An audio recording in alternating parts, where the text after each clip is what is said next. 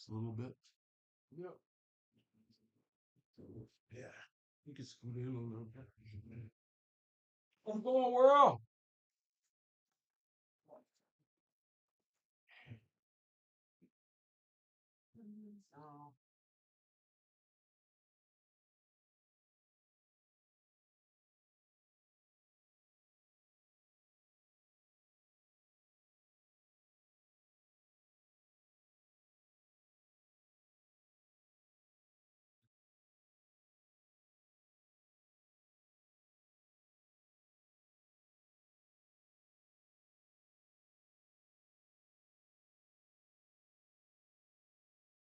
Sober Talk with Brother Brandon, the Raging Cajun. It's the weekend, baby.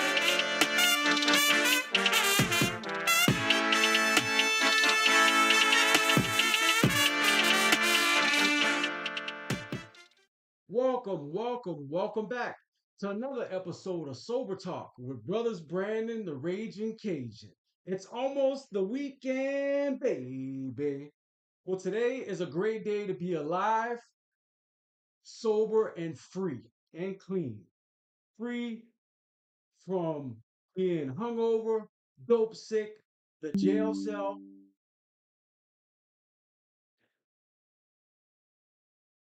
the trap trailers, and all the chaos the horrors of addiction brings with it, the vicious cycle. Um, today's show is being sponsored. Today's broadcast is being sponsored by Maya's Mission out of Carrington, North Dakota. Check out Maya's Mission. They do a lot of great things to help people in sobriety, the fight against fentanyl. But you can go on mayasmissions.org and check out Maya's Mission.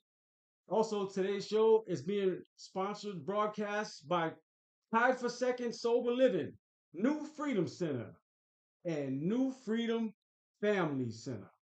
My heart goes out to all the families that are affected by mental health, suicide, addiction, and alcoholism. Keep everyone in your prayers and keep fighting the good fight. But I got a special guest in the house today.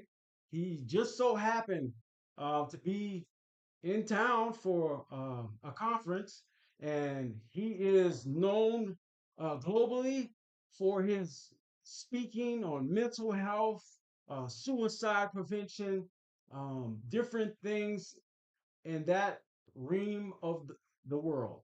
But let me introduce today's guest, Scott G. How's it going, Scott? Good. How you doing? I'm doing well, brother. Doing well. Um, What was the first thing you thought about today when you woke up? Oh Was man, it being a guest on this show or was it the stock market? it was it was just being able to breathe. Yeah, Another day, and seeing the sun come through the window, and man, life is good. yeah. It is good. It's if if you're still alive, God's not done with you yet. Yep. You know what I mean? Um, so Scott, when I woke up today, the first thing I thought was, what day is it? Then I said, God, thank you for another 24 hours clean. And thank you for this new life. So, what are you in town for? I was in town for a 911 conference. Okay. And so that includes the dispatchers, Yep. Emergency dispatchers. police, Yeah. fire departments. Yeah. It's mainly dispatchers from the Dakotas areas. Okay. Yeah. Um, a typical something like that. Do they play some of the calls? No, it's more about the new equipment coming out. Okay. They've got a lot of vendors there. Just information. Right. They're starting to get into a lot of mental health now, so that's good because Okay. the dispatchers for a long time have just been forgotten and Mm-hmm. overlooked. Like for debriefings for these bad calls we go on, Mm-hmm. a lot of times they weren't involved or they weren't included on the debriefings, Mm-hmm. and they're the first responders. So Right. it's really important to have them there at the debriefings and just not forgotten and appreciated. So, what's a typical response time for someone calling in and saying they're about to kill themselves or it's an emergency? someone's having a heart attack or whatever, what's a typical response for a first responder to get there? Yeah, and that's, it's so rural in North Dakota.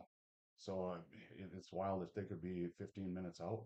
Mm-hmm. So that dispatcher is on the phone with them the whole time, keeping Right. them calm. And yeah, they're very, very important. But yeah, some of the rural fire departments, and it can take a long time for us to get there, any EMS. What's the average on a month of crank calls to 911 or butt dials? Yeah, I don't have those numbers. I've done I'm butt sure. dials a couple Yeah, times. You yeah. know, And these phones now, you drop them, whatever, and they automatically dial 911. right, Yeah, I had some friends down in Florida that messing around with the phone, and all of a sudden some police officers walked up to her and said, "Hey, you all right?" Mhm. Didn't even realize she called. Right. So, Whenever someone calls 911, what happens? Like, soon as the dispatcher or the operator answers, or do they track? Is their software track the call, where they're at? um, I've never been a dispatcher, Right. but yeah, I mean they do get a lot of information. They don't always automatically track the phone. Okay. They go through a process, at least in Minnesota, to be able to do that. But they get the information they need, and sometimes that's not easy. The Mm-hmm. people are all excited and they're in crisis, and I bet you a lot of them you could ask them what they said to the dispatcher, and they wouldn't even remember. Because they're just trying to get them there as fast as possible. When they're excited, the words don't come out right. Right. Um, Being in this region of the United States, um, have you ever had to respond to like a full blaze fire in a full blizzard? Oh, we've had some in Minnesota. I was in Frazee Fire Department, Frazee, Minnesota. And yeah, we've had 4 trucks go out, engines go out, and they were all froze up. So we Right. couldn't get them, and luckily the fifth one wasn't froze up and we got water flowing out of it. But yeah, Right. this weather is nasty on our Right. response. How do the fire trucks do driving through the snow? They don't do too bad. They've got some of that new equipment where they got a chain whipping under the tires now. Mm. A lot of the new ones have that, and they're pretty heavy. Hmm. But yeah, that's the thing is it doesn't do us any good if we're sitting in a ditch. Right. So we don't go too crazy to the calls. And do they have some kind of system that heats keeps it heated, the water system for Yep. the trucks? Yep. They some of them are pump and roll now, so you can actually get the engine pumping. And we got generators, but there's heaters. It's all enclosed. Mm-hmm. Um, yeah, it just depends on how much money you have to spend on a truck. Right. Um, so Scott, where were you born? I was born in Detroit Lakes, Detroit Lakes. yeah, Minnesota, and my parents owned a motel right on the beach. Okay. So my childhood was pretty exciting. I had a really good childhood. Could you rent the rooms by the hour? No, no. In fact, my family was our it was a family resort, so we were pretty much strictly families. Right. Does it have? You can put 2 quarters in and the bed vibrates. Oh, we didn't have those. So one thing, I've been to Detroit Lakes. I've ate at Zorba's. Um, I often see every year like some ice igloo maze thing that they have there. Tell me about that. The Ice Palace. Yeah. Yeah, they haven't had one for a couple of years, but yeah, that's really neat. That's something that they Right. started, I think, in 2016. Right. A lot of work in that. Yeah, I seen it. I was like, man, that looks cool. Yeah. Um, so born in Detroit Lakes, how was your upbringing? Did you have a big family, mom, dad, uh, spiritual, anything going on in the house? Did y'all believe in God or Christians or how was your upbringing? Yeah, my parents were together. They weren't divorced. 5 brothers, 2 sisters, and yeah, we were brought up going to church. Mm-hmm. My dad was 50 years old when I was born, Mm-hmm. so that was kind of something that kind of threw me under the bus right away because she had gout and kidney stones and some ulcers. So at a young age, I thought he was going to be dying soon. Mm-hmm. So I never got close to him, Okay. and I never really got too close to my family as close as I should have. I feel. Right. How old were you when you first recall trying alcohol or drugs? I was actually pretty old. I was probably 17. I mean, old to what I'd think. Yeah. 16, 17 probably. Yeah. So your brain was, I mean, you was developed more. Yeah, yeah. And that number changes for a lot of different people. I've interviewed uh, hundreds of people in the last 5 years, and the average number is around that in the elementary, middle school, about going into high school. In that those years is usually a high number for people saying they tried. Yeah. Me personally, I started younger. Um, and I think, and I look back at stuff in my life, and I think like my son is 9 years old now, and I was doing a lot more stuff, and like I can never imagine him doing the stuff that Yeah. I was introduced to, or the things that you know, and that's a generational thing that can be changed, or it can just keep being the norm for some people. Yeah. Because I always say like, how will our lives be? How would the world be if nobody ever did drugs or drank? Yeah. In their whole life, if everybody was using most of their fullest potential. Um, did you have any big plans in high school? Like you knew like you were gonna go to college after, or you knew kind of what you wanted to be? How was that? Well, I actually thought I was going to go into law enforcement, Okay, I and could see that. I just they were going to put me on probation right off the bat because of my grades, and I'm like, apparently you guys don't want me to be a police officer too much, Right. and I didn't know how calm I could stay under pressure, and Mhm. if I could control my anger, Right. or if I take the law into my own hands. Right. Um, did you grow up being like a volunteer fireman or something? No, no, actually, it never crossed my mind until I was a lot older. Hmm. Um, yeah, I just happened to move to Frazee, and one of the salespeople at Nearson's where I worked came up and asked if I wanted to join the fire department. Handed me an application, I filled it out, and next day I was on the fire department. There you go. So And so, how long have you? How long are have you been a part of a fire department? How many years? I was on the fire department for 24 years, volunteer. Okay. Crazy. So you had the walkie-talkie. Oh yeah, yeah. I moved up the ranks pretty quick. Captain and assistant chief, Hmm. and then I was supposed to be, they nominated me for the next chief, and I'm sure I would have got it. I was kind of next in line, so but I turned it down. Did you go to college? I didn't. I went to schooling to be an auto mechanic. I did 2 years. Okay. And did you have your own shop, or you kind of just did it Yeah, here and there? after I moved to Frazee, I opened up my own shop, and Okay. that was awesome. I mean, business was really good. Hmm. And then I ended up later in 2010, I built a brand new shop, Okay. and that was like a palace. I mean, it was nice. Everything you'd ever want in a shop, I had it. Right. How many stalls? Well, you had lifts I and had 3 lifts, but I could fit like 12 cars in the shop, okay. and it was air conditioned and heated floor and lots of light. Right. Perfect shop. So you're pretty knowledgeable about vehicles. Used to be. Yeah, and so they had all these, these spaceships started Yeah, showing up, yeah, and yeah, I like older Chevys. You can't go wrong with that. yeah, But everybody has their choices. yeah, I know they can't track me with my old Chevy, yeah. but fire department, 24 years. I'm pretty sure you've seen lots of fires in different situations. And that's what the difference is in the smaller towns, the rural areas, is we recognize a lot of the people. They're Right. neighbors. I mean, it's in a bigger town, you don't necessarily recognize them, and it's not too uncommon to be cutting somebody out of a car that you know personally, Right. or that's died, and it kind of just knocks the wind out of you. Hmm. So, what's in a house fire? I always wondered, like, they always come back and say this was the cause of the fire. Yeah, And so, how accurate is that? Like, how do you I guess forensic, or how do you investigate that?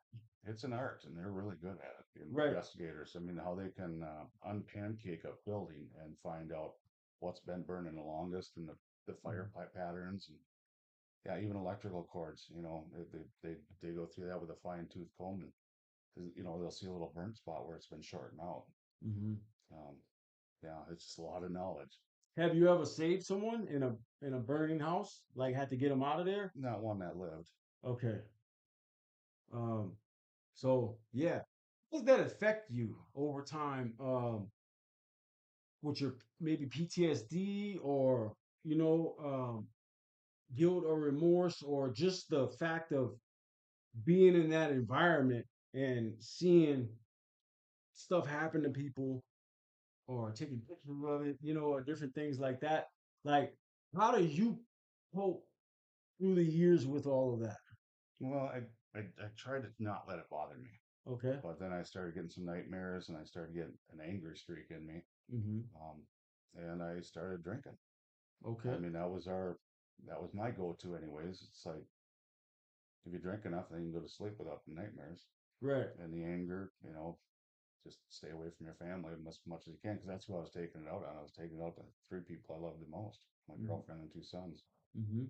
But yeah, it got to me. I mean, it built up, and um, yeah, I mean, just it's like a layer of onion, like it's growing, and you don't notice it right away. But then Right. one day it's like, holy crap! Like I don't know how much more I can do, and then I ended up doing meth Okay. because of my nightmares and How did different you wind things. up doing that? You just like Googled it? No, it was just some friends of mine. We were out having a good time, and Mm-hmm. I couldn't figure out how they were partying all night. Right. And I asked So you them, were and drinking already. oh yeah, Yeah. I drank a lot. Don't you find that when you look back at your life, that you made your best decisions while you were drinking? I don't know about that.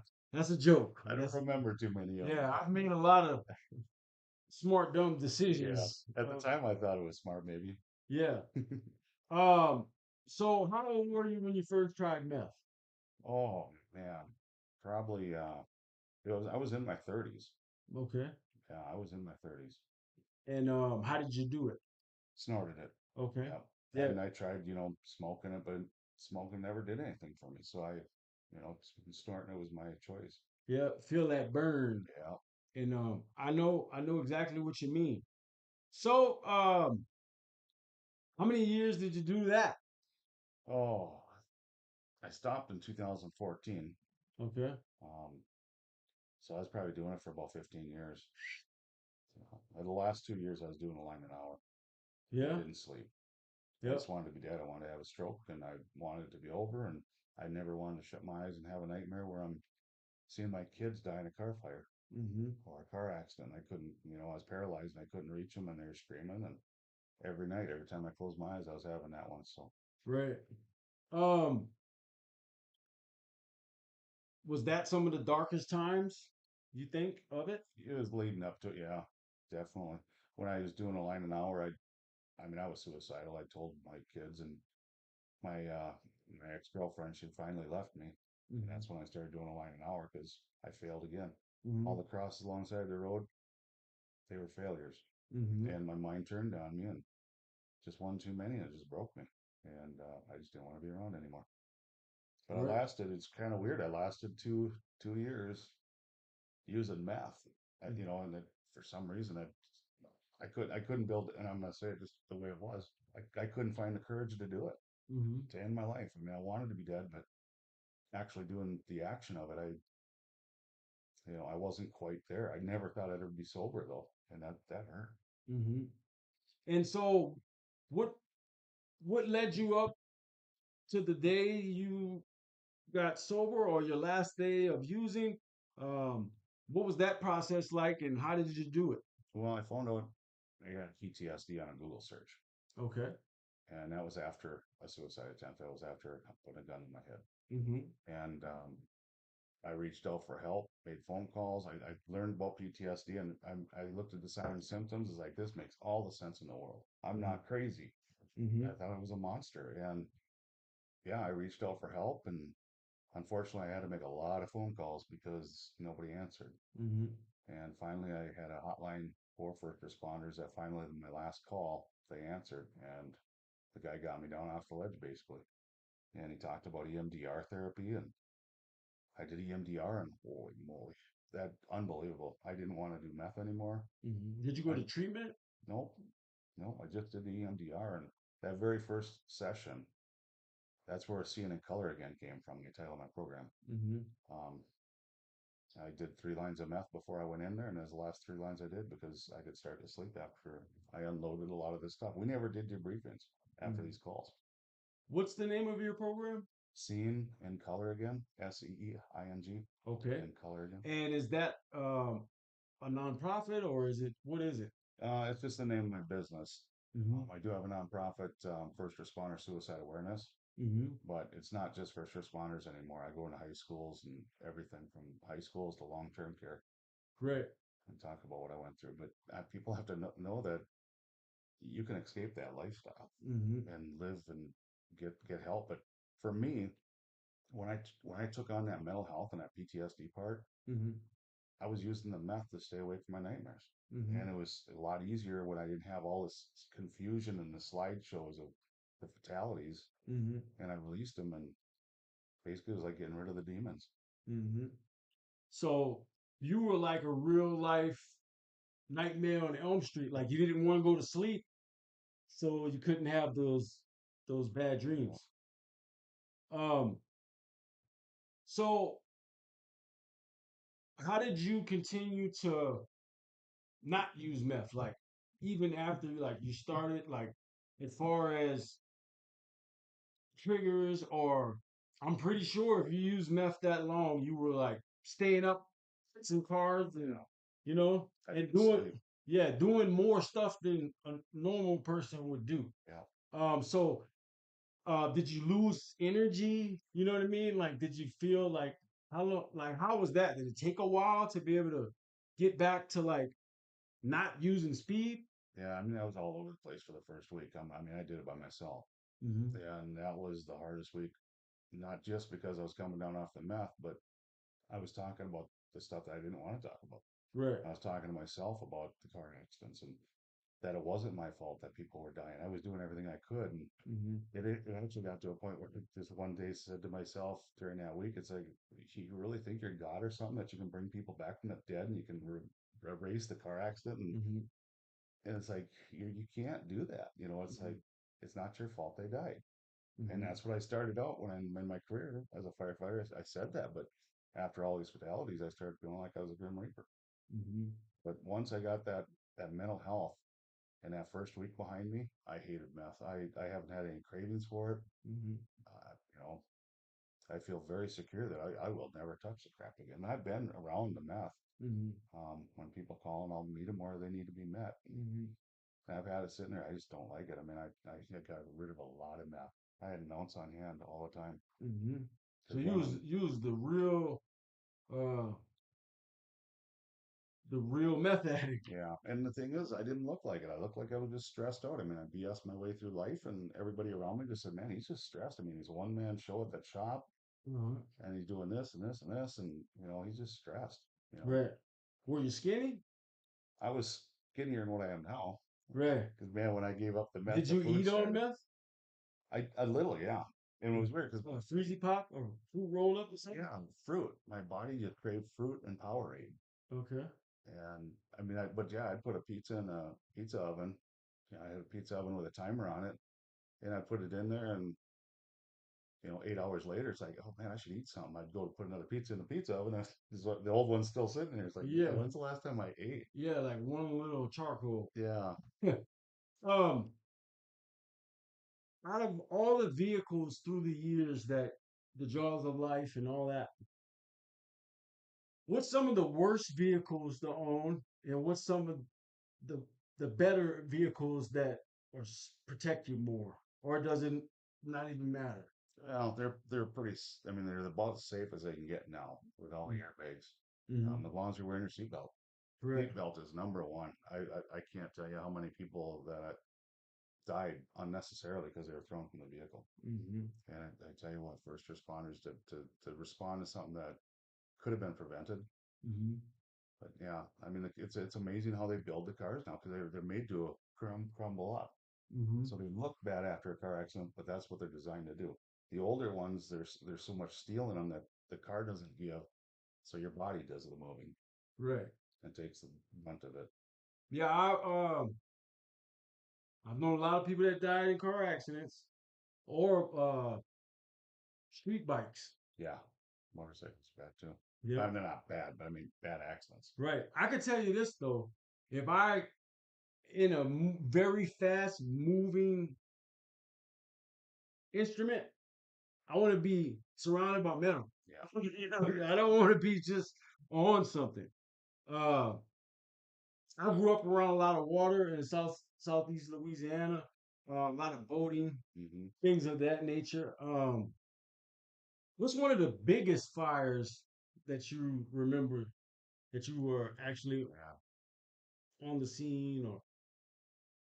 There's been some big ones. Some feedlots, the elevators in Detroit Lakes. There was one there. Hmm. Um, gosh, to be honest with you, I can't remember a lot of the stuff. Hmm. Even the car accidents, I don't remember much of them anymore because I put them to rest. Right. But yeah, we've had some big ones. I mean, the most comical one was Frazy's known for the world's largest turkey. Okay. Where's this at? By Detroit Lakes? Yeah, A Frazee? Frazy's on the other side of it's east of Detroit Lakes, and they're known for this 30-foot turkey or whatever it is. And that started on fire one day. And The just turkey? the turkey, it was filled with styrofoam, and they were cutting it down to replace it. Hmm. They're using a torch, and the whole thing went up. And the Hmm. only thing that wasn't burnt was the head, and I mean, there was so much black smoke coming off it. But yeah, the dispatcher, she was trying to explain that the turkey's on fire, and she was laughing so hard we didn't understand what she was saying. Right. So we thought it was Turkey Barns, and then we show up and it's actually the turkey barn. Um, I remember when I was said I had to be 10 years old, or 9, and I was living in a town called Jean Lafitte, named after the pirate, um, south in New Orleans. And everybody in this town were fishermen. You have shrimp boats, crab boats, oyster boats, you know. Mm-hmm. And I started during the summertime. I started being a hand, on a trolling boat, and it's just me and the man in the boat. So we're out catching shrimp. We usually trawl all night, um, and then if it's a little cabin on there, we'll sleep during the day. Okay. And so we're out doing our thing, and then from a distance we see smoke in a fire. So he had a camp. It was just, I mean, it's in the middle of the swamp. You only can get there by boat. Um, and they had a strip of camps. Okay. And so we get there, and I'm young, so this is like I'm not used to this kind of Mm-hmm. excitement. And so his camp was here, and then they had grass, and then the camp next door was on fire. So the grass started catching on fire, and so we pulled up and started getting buckets of water, trying to keep his camp from catching on fire.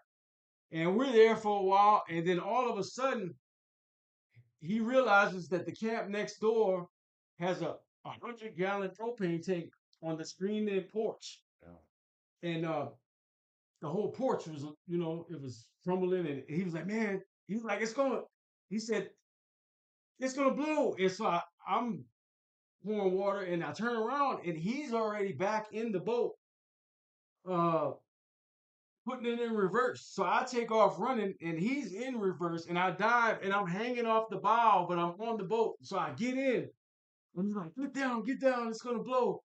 And as we're driving away, good thing the nozzle on the top blew off, Mm-hmm. and it shot like 200 feet in the air, like the propane on fire. Yeah. It didn't explode this way, Yeah. but he was like, "Man, I knew somebody that had a small tank, like the ones you use for your barbecue pits Yeah. and stuff like that, in the trunk of their car that blew up, and it took out like half a block.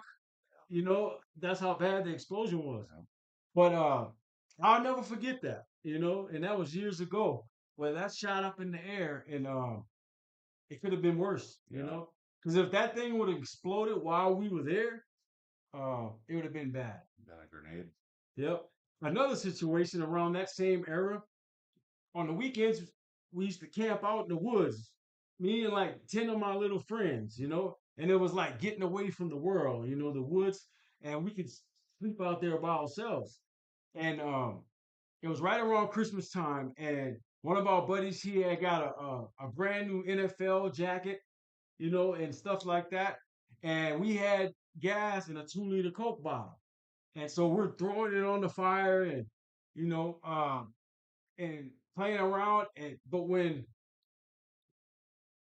I pulled the 2 liter back, the tip of the 2 liter bottle had it was on fire. Mm-hmm. And so I got scared and I threw it like away, like Mm-hmm. towards like away from where we were at. But when I threw it, the gas flew out and was catching on fire as it was flowing out and hit him straight Oh on his no. brand new starter jacket. It was like a cowboy's jacket or something. And and so yeah, that was a bad situation. Yeah. And so we threw him on the ground and we all started stomping on him and putting him out. And it burned a hole in his brand new jacket that his parents just paid all this money for. And it was smoking. But I was just happy that it didn't hit his face. Exactly. You know what I mean? Yeah. But uh but yeah, that was something I'll never forget. So people out there never put gasoline into anything plastic like that, but in a cup in a 2 liter bottle or whatever, and throw it on the fire a little bit here and there because that's my story. What happened? You know, it could have been worse. I mean, that could have went on his face, and Oh yeah. he could have he could have been blind. His whole face could have been messed up for life. You know, and so um, what's some of the worst burns that you've seen where a person did survive? Um, haven't really seen too many. They Okay, don't. Too many times they breathe in the hot gases. and that's what's killing them. Yeah, that burns their lungs. Yeah, so you gotta stay low, right? Yeah, they get out quick. I mean, fire. The smoke detectors, man, they're so important. Right, The fire spreads so much faster now because everything's made out of petroleum and plastic. right. And so, yeah.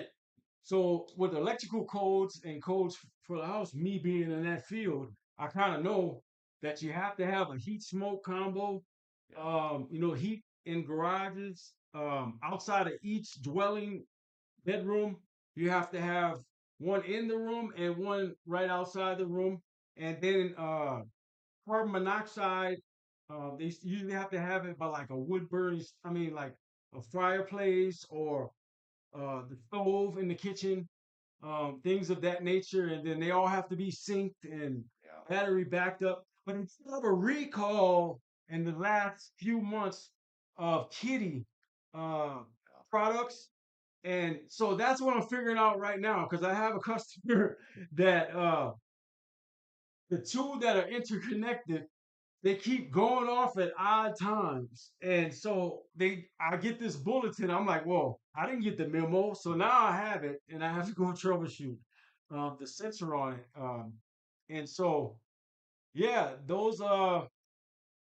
those things are like lifesavers. And also I experienced working the 2 years I was working at Northrop Grumman Shipyard building these Navy ships that haul all these Marines. The AFFF system, the different systems that can potentially put out fires and save people. Yeah. What's the biggest? Have you ever had a fire in like a building, Oh like yeah. where people were like hanging in the windows or anything like that? We've had some Main Street fires where there's apartments upstairs, but we've got them out quick enough. And Right, that's priority is getting people out. The building can burn. You gotta get the people out. right. When you were using meth and you were on call or at the fire station, I bet you was doing Olympic moves on that pole. Yeah, we didn't even have a pole. It was, You didn't have a pole? no. Well, yeah, it's amazing. It does give you energy, but it's a thief. It stole a lot of my life and a lot of time with my kids Right. and made me an angry person. So I remember also when I was a teenager, in high school, and this girl that was a good friend of mine, her mom was a paramedic EMT, Hmm. and I used to go by their house when her mom wasn't home, and she'd be like, "You want to see something cool?" And she'd pull out like Polaroids of Oh, people shot, different things, and I'd be like, I mean, it like up close, like brains hanging out on one side, And I'd be like, man, I know that dude, or something like that. And she was like, you can't tell nobody. I was like, I'm not. So it's like our little secret. Um, she all they had. I don't know. Is that typically what they do? Just Well, that's something that I found out this was later. back in the '90s. Yeah, that's something I found out later was that I kept a scrapbook of all the fatalities, Okay. newspaper clippings, and I never kept any newspaper clippings of the ones that we saved.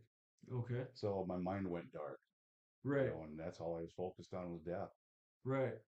Um, what's the national average for people dying in house fires? I don't You know. don't know? No. Because I know um, when I was in high school, about to graduate, one of our senior classmates, they had a fire in the middle of the night and they died. And it was like, man.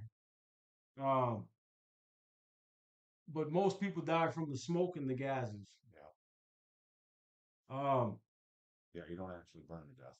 I mean, one gulp of that, hot smoke, and you're done. I mean, even if you get out, what happens is they get you to the hospital and they keep you alive, but your lungs are so damaged that you end up actually drowning. so what's the best thing to do if, say, it's the middle of the night and I'm sleeping and I wake up and it's a fire? What's the best techniques?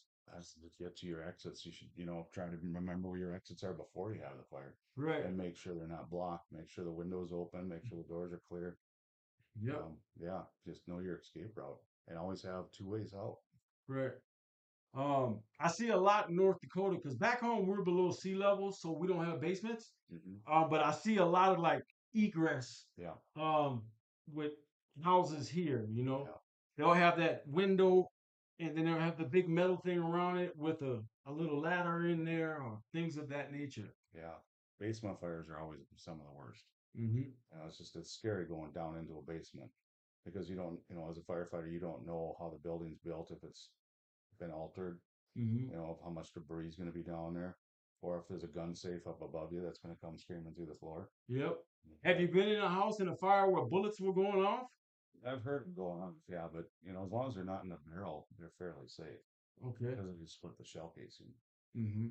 So, what's some of the main reasons fires happen in houses? Oh, So I know growing up, Christmas trees, like real oh, Christmas trees.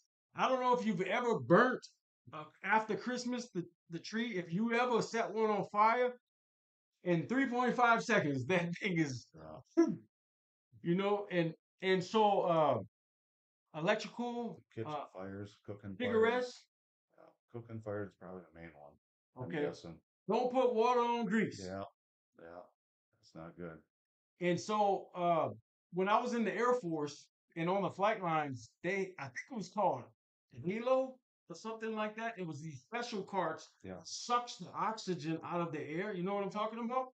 Um, what's some of the best firefighting tools that a family could keep in their house? Like what kind of extinguisher? I know you have the A, B, and C. So you have the combustible ones, you have the electrical fire ones, and then you have the wood and stuff like that. Um, what's some of the brands and some of the type that you would recommend or I, that you have in your I house? keep an ABC, and I also got fire blankets because I Okay. got these new fire blankets that you can lay on things. I haven't used them before, but um, it never hurts to have that extra So like support. a cooking fire.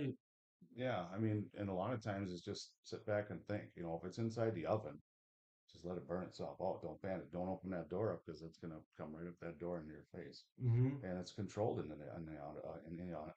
the oven. Right. And if it's on top of it, the kettle, just put the lid on.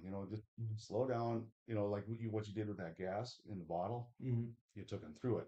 Whenever you move something like that and it splashes, then it's extended somewhere else now. Mm-hmm. Just slow down, take a breath, and do what you need to do. What do you think about all these forest fires? There's going to be a lot of them, Mm-hmm. and we're even seeing bigger ones even in this area. Right. Um, Well, Minnesota has all those trees. yeah, This is the flatlanders. yeah, yeah. We've had some pretty good sized forest fires over there. Mm-hmm. Yeah, there's just so many more houses being built where Right. there never used to be. And the winds here, so Yeah, you know what you for ignition, you just need an ignition source, oxygen, fuel. in a fuel. Yeah. And so, yeah, I've seen all type of situations with fires and fireworks. Yeah. You know, different scenarios like that. Um, but There's still another one where, kids just playing with fires. yep, It's, I think every kid goes through that phase, right, especially the guys, the boys, it's right, play with fires and start a campfire or something. And, yep. yeah. So I have another story confession around the same time the other stories. So they used to have these certain fireworks that that were old school, and I'm by myself home after school one day. We lived in a double wide trailer at the end of the world, and there was a field and woods behind us, and so I liked the firework. It was like a screaming whistle chaser is the proper name for it, and it flew in the grass though. It didn't go that way. It went that way into the high grass, and then it ignited. And I couldn't like. I mean, I was scared. I was like, man, like we'll be in trouble, Yeah. in the Yeah. grass. I mean, more and more it was just so buckets of water wasn't helping. So I was able to get the hose and get it out. And so I know firsthand that it can get out of hand quick, you know. And I watched a lot of firefighter movies. Have you watched that series that came out not too long ago? I don't really watch them because you see a lot of first responders that watch them and say that's not how it works, Right. so I don't really watch them. I don't know the name of it. My wife put it on and watched it. It's about a guy that's a firefighter, forensics. Like they go investigate, but he was the arsonist. Oh, He really? was like a serial arsonist, Okay. and it was pretty good. Uh, but yeah, I thought about that during us talking. But I can tell you, like just like that every meth baggie in the world should have a Surgeon General warning, like on tobacco or Mhm. cigarettes. On one side, it should say the devil, and on the other side, it should say you will become homeless. Yeah. You know what I mean? You will lose everything. And so I'm glad that you're not a meth addict no more. I'm glad that you were able to overcome that. And it's a pleasure to have you today and to actually meet you in person. Um, do you think we have a higher suicide rate with seasonal depression here? Yeah, and I think there's a lot of different things that cause that. The vitamin D. They've got to start looking into this vitamin D because I know I was dangerously low on vitamin D, and I've seen studies where people that have attempted suicide, they've done some studies where they're dangerously low on vitamin D, and that affects your mental health. Okay. And it's such an easy thing to do is to take some vitamin D. Right. Um, I started taking. I used to have muscle spasms in my chest and stomach, and Hmm. they all disappeared. I found out that they never ever checked my vitamin D Hmm. until about a year and a half ago, and man, it took care of a lot of problems I had. I got more energy and just feel better. What do you think about like spas or the red light therapy? It's whatever works for people. Hmm. What works for somebody else might not work for me, and vice versa. And man, whatever works, coping skills, Hmm. and just you got to retrain the brain.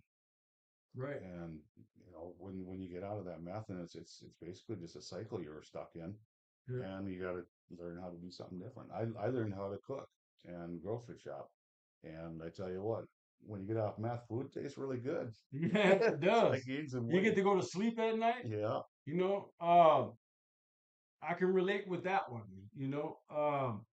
So you're a professional speaker. Um, and are you on like Speaker Hub and all that? No, I'm just an independent. People call me, and I don't really advertise. Right. Um, just word of mouth gets out there, and it's and I don't color code it. I Mhm. talk about my suicide attempt. I talk about the meth, and I don't tiptoe around it because what I've found is somebody in the audience is suicidal, and a lot of times I have somebody always reach out to me after my presentations to talk. If they're having thoughts of suicide, and all of a sudden I get to that point where I'm going to talk about my suicide attempt, but then I dance around it, Mhm. well, that just tells them probably shouldn't talk about suicide. Right. I just, I talk straight. It's real, it's raw, and it's from the heart. Yep. I still tear up, and I've probably spoke, I know, way over 500 times, And 500 times? and I still tear up. My voice still cracks when I get to that point. I go into the darkness, but I keep my most of me on this side grounded. But I have to go revisit that person I used to be, Mm-hmm. and it wears on me. And I've actually got a service dog, and he can't be in the room because Mm-hmm. he's designed not to let me go back to that dark place. Mm-hmm. And we had him one time close to, he could hear me speak, and he went nuts. He had to Right. get to me. So Yeah. Well, my heart goes out to you, brother, and I'm very proud of you. And there's people out there that you are helping. And so by you telling your story and your experience and how you overcame that darkness um, is a miracle. And it's a beautiful thing. Keep doing it. And I have a lot of questions to ask offline about as far as your journey and how that's been in the speaking world. Because if one person can relate to this much of something that you talk about, that can save them, you know? And so my hat goes off to you. How can people find you? What are your websites? What are your businesses, your organizations? How can people get in touch with you? my website is Seeing in Color Again, SEEING in Color Again. Hmm. And yeah, if you Google that or my name, you'll find a lot of information out. There's a lot on Google. So, Okay. And what is your name? Scott Geiselhart, spelled Geiselhart. Okay. I'm going to look you up now. Scott Geiselhart. Scott Geiselhart. Seeing in color again. There you are. Yeah, I've done a lot in the last 11 years since then. And the thing is, I can't shut up about it. Mm-hmm. God gave me a voice, and He's been placing me in the right place at the right time so Mm-hmm. many times. And I don't have a doctor's degree or anything. I just listen Right. and share with them and let them know that there's hope. And yeah, I mean, if I've got to drive 3 hours to get to somebody, I will. Have you ever been burnt? No, No. I've been pretty much buried alive in liquid manure when a wall fell on me Oh, in yeah. a cow yard. Yeah, Yeah. when I had the mask on, and it was weird. It was a peaceful feeling because I just laid there, and it's like I got my mask in place. I breathe in air. I got a full bottle. They'll get to me, Mm-hmm. and yeah, that was an It was experience. a crappy Yeah, situation. yeah. I had so much cow manure in my helmet. I mean, it was coming out for a long time. I cleaned that stuff out, and Does still, is cow manure flammable? no. Okay, so it kind of saved you. It was cooler, yeah. And then once that hot wall hit the liquid manure, it turned to steam, so everything turned white, and they couldn't even find. They had to go by Right. their hands and find me.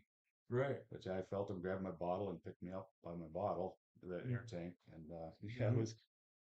Yeah, the EMTs checked me over. They didn't want to get too close because I didn't smell the best. Yeah.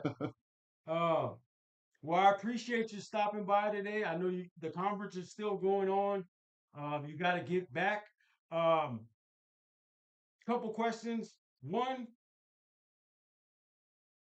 what's one thing that you would like to do before you die? Oh man, there's a lot of them. I know, but there's that one that I want to see if I can build the courage up to skydive. I did it. Man, Yep, it was all fun and games. The chute, we we dived, and when the chute opened and we shot back up like 100 miles an hour, halfway down I passed out, oh wow, and um, and I woke up when I hit the ground. Skydive Fargo, baby. I got the video to yeah, prove it. So I did do it. yeah, It's all fun and games until that door opens. yeah. You know what That's I mean? yeah, Once that door opens, then you like, I didn't even try to look down. I was just like, yeah, yeah. That's what I would have to do. I think is just as soon as the door opens, go. yep, Don't do a countdown. Just go.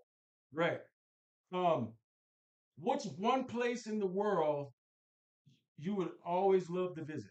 I actually wouldn't mind going over to Europe and seeing like Normandy, Okay. and I think that'd be a powerful place to go and just to feel being there. Okay. Skydive, Normandy. Yeah.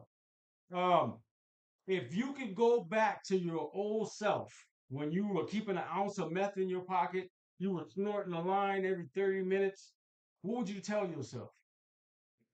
Oh man, if I could tell myself just to reach out for help, Mm-hmm. but and then I wasn't a monster, that Mm-hmm. it was PTSD. Mm-hmm. Just you know, ask some questions, Mm-hmm. learn about this stuff. 'Cause I mean, it was all out there on Google search. Right. I basically typed in nightmares, flashbacks, anger, and drugs, Mm-hmm. and PTSD lit the whole screen up. But I didn't know a firefighter could get PTSD. Right. I was never in the military, so I laughed when I seen it. Right. Like that's not it. Yep. But when I opened up the symptoms, it's like, here's the answers. I'm not crazy. Right. I got PTSD. I do too. And it's like it's okay because there was help out there, and once I found the help, I wasn't looking back anymore. Right. I didn't want to be that person. So Yep. And so you know what I realized? Me being uh, a person that suffers from PTSD and an ex meth user is that when you're taking meth, all you're doing is speeding up your depression. You know what I mean? yeah, It's like throwing gas on a fire on a Christmas tree.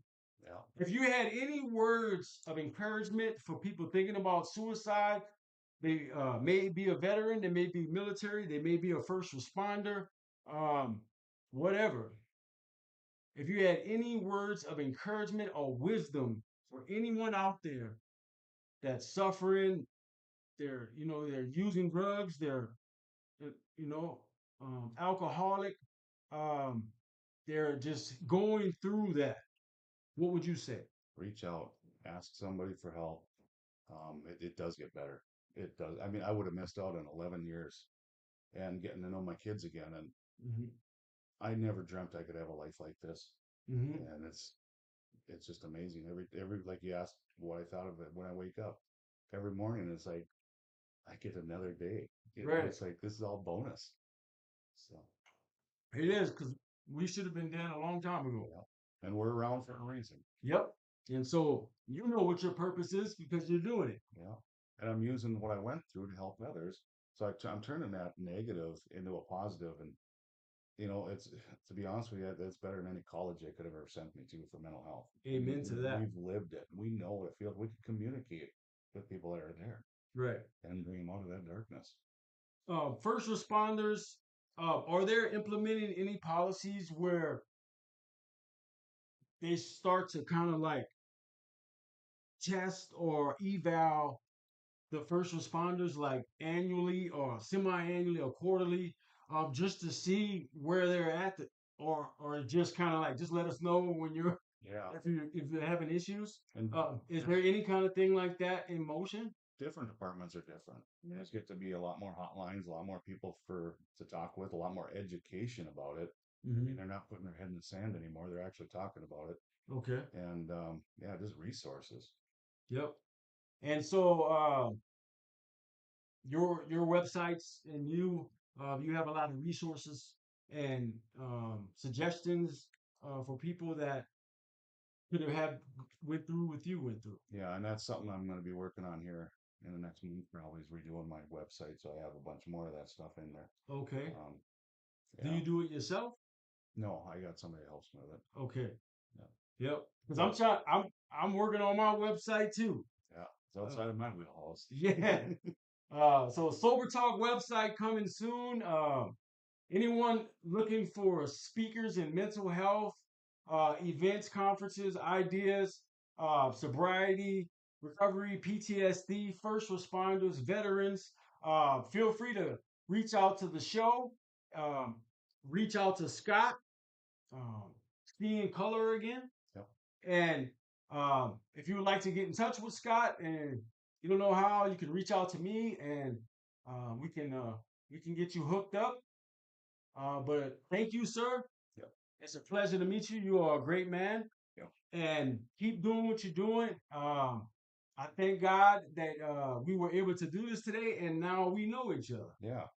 So it's not that you're not that far. You never know when I might show up at Zorba's and Yeah. cause a fire in the parking lot or something. Yeah. But thank everybody for tuning in. It's a beautiful day outside. Enjoy it. Fall leaves are coming. So it's a great time of year just to help people come together. We're all God's children. There's only one most high, whatever you want to call them. But people are struggling. If you need help, just reach out. You know, we don't judge anybody. We meet you, where you are. I was one of those people that was hopeless, you know, that was on side the road, with nowhere to go, things of that nature. And so don't feel like you're alone. There is a way to change and get over all the guilt, the shame, everything that you're suffering from. So we're here to help. We are voices in our communities, in our states, in our nation. So feel free to reach out. If you want to be a guest on the show, feel free to reach out. If you want to sponsor the show or if you have any ideas for an event, reach out. Always looking for creative ideas. We're open to that. And a couple Sober Talk events coming up soon. I'll be speaking, I believe it's the 22nd or the 23rd of this month with Res Recovery at United Tribes College right here in Bismarck, North Dakota. It's going to be a great event to the community. Food. My brother Joseph Janner is going to be there. He did receive a pardon as well, like me this year in 2025. So good. God is so good. They're going to have a few other speakers there, and Res Recovery is doing big things in their community. Fort Yates, Standing Rock, all over the state in the Native community. Big things. Shout out to my brother J Dobo, the leader spice in the land. I'm also doing an event on the 28th with Hip Hop and Hope. Shout out to Michael Bloom out of Fargo, ex Fargo police officer, and now he's going into prisons and correctional facilities and letting people know that God's not done with you. We bring rappers, hip hop dancers, speakers, singers, and it's a great movement. I've been part of it for about 2.5 years now, and we're doing an event with D1, straight out of New Orleans East. I'm from the West Bank. He's from the East, but D1 is blowing up right now. He's a great guy. If you know his history, very intelligent, positive Christian rapper and poet Prophet. Well, October 27th, Hip Hop and Hope is bringing him to North Dakota State Maximum Penitentiary and Jamestown, James River Correctional Facility. Sober Talk with Brother Brandon will be part of that. And so great things are happening. Stay tuned. A lot of community events. And if you can't stay sober, catch an Uber. And in the words of my great grand sponsor, Jack Height, if nobody told you yet, we love you, baby. Peace and chicken grease.